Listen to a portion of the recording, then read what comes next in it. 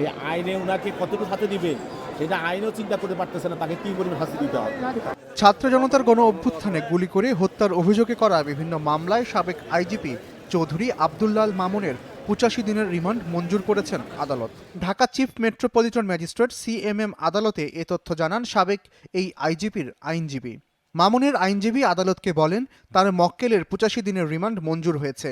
তিনি পুলিশের সাবেক প্রধান, কোনো হত্যাকাণ্ডের সঙ্গে তিনি জড়িত নন।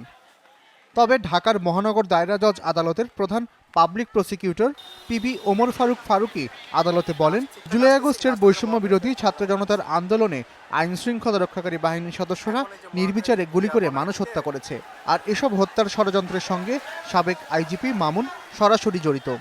বাংলাদেশের ইতিহাসে কোনো আইজিবির নির্দেশে বা আইজিবির সহযোগিতায় 2000 ছাত্র জনতাকে গুলি করে হত্যা করা হয়। তিনি একজন সৌভাগ্য ব্যক্তি, যার ষড়যন্ত্রে, যার নির্দেশে বাংলাদেশের 2000 ছাত্র জনতাকে সাধারণ পুলিশকে দিয়ে তিনি গুলি করে হত্যা করিয়েছেন। এই আইনে উনাকে কতটুকু শাস্তি দিবে সেটা আইনও চিন্তা করতে পারতেছে না, তাকে কি পরিমাণ শাস্তি দিতে হবে।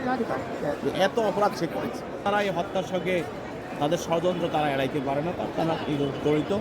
প্রাথমিক তদন্তে বিভিন্ন আসামিকে জিজ্ঞাসাবাদ করার ফলে তাদের জড়িত থাকার বিষয়টা চলে আসার কারণে তাদেরকে আরও জিজ্ঞাসাবাদ করতে হবে।